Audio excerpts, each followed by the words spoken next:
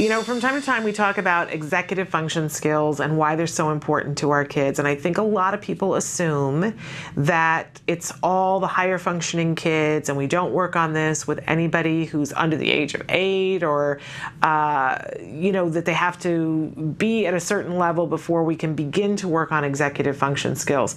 Well, here's the thing I want you to keep in mind, that we can start really, really young working on executive function skills.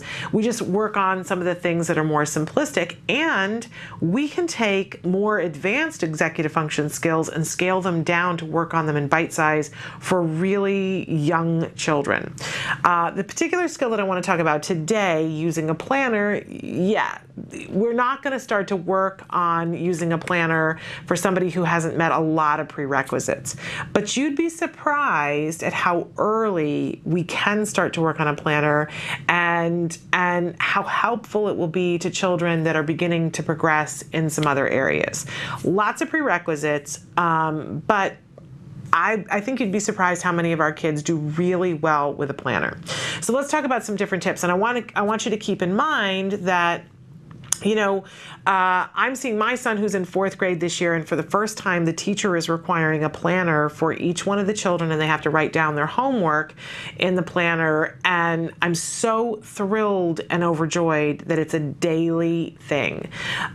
We've been doing planners with him in different ways before 4th grade, in lots of variations. Like when he was in kindergarten, we had a planner that was a weekly planner for things that would happen when he would come home from school, and it was a strip, and it had little pictures of what was going to happen on individual days, because we were working on calendars with him and getting him to understand that some things happen on Monday that don't happen on Thursday.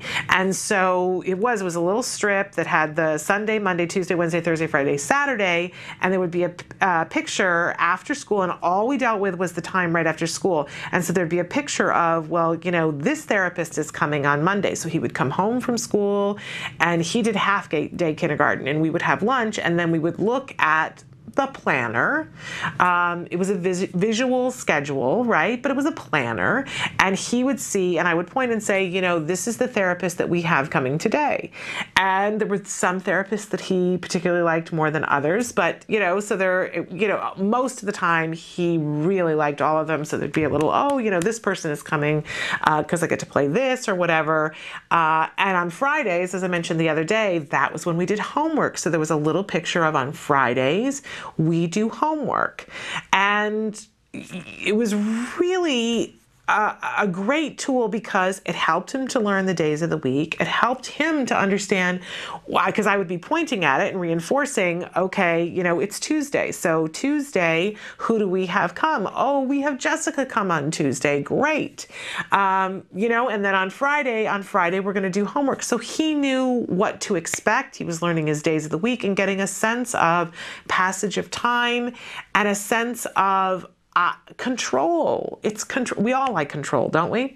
So I just want to throw that out there, that there were a lot of prerequisites he didn't have. We weren't talking about, a Stephen Covey planner with him in kindergarten, but that kind of a schedule, very effective.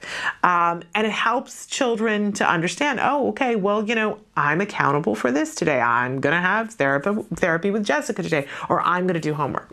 Okay, now let's start to talk about, just in general for all kids, and here are my tips for you, that we want to start as soon as it's age and skill appropriate, and we're going to start simply. So it could be just a strip of things that has days with one picture. It doesn't necessarily have to be words. But then we're going to age it up so that when we get to a point where the child is writing on a regular basis, that maybe they get to write one thing that they need to do. And it could be just on the weekend that maybe we make a list of things that we're going to go to the grocery store and buy, or maybe they could make a list of things that they need to do in order to have a play date with someone. And again, it can be them listing or them telling us and us listing, depending on what the skill level is. But start as soon as possible, as soon as age and skill is appropriate, but keep it simple in the beginning. Really, really simple. Build in accountability.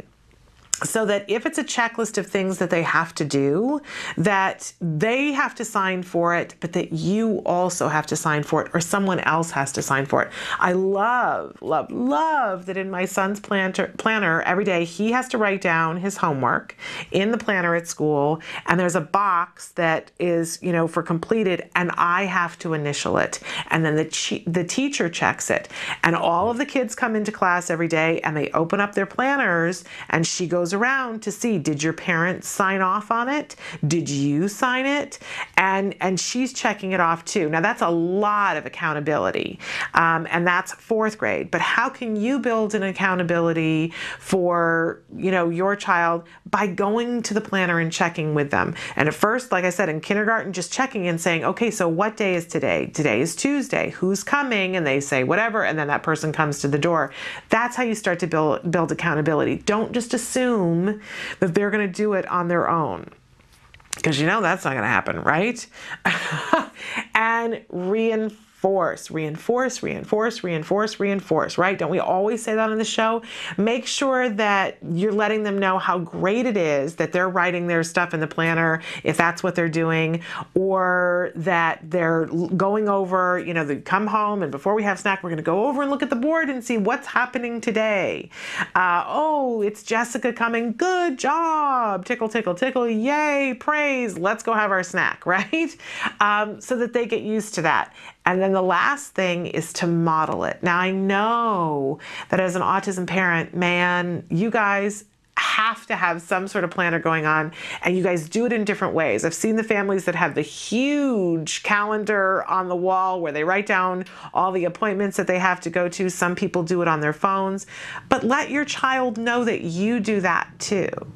Let them see you doing it. It's like when we start the toileting, and at some point, you let your child see that you're sitting on the toilet, and it's not a horrible thing, right? Let your child see how you are keeping a planner. And if for some reason you don't have some sort of record keeping system, some schedule system that's working for you yet, let me know, because maybe we need to do a show about that, because I don't know a single autism parent that can stay even remotely sane unless they have some sort of a schedule. I love Parenthood. I love that show, Parenthood, and that was one of the big topics on Parenthood this last week, about having a calendar and syncing it with the spouse, and the brother who has the child on the autism spectrum. He's like, man, we can't do it without it, and I thought, amen for that, because it's the truth. And now with technology, it's easier and easier, but you got to find the way that works for you. And then when you do, model it for your child. Let them see that you also have a planner. It's something that they will take note of. Keeping a planner, it's going to help our kids as they progress. It's one of those key things that's going to make a difference for them long term. And we can start really young if we start simply.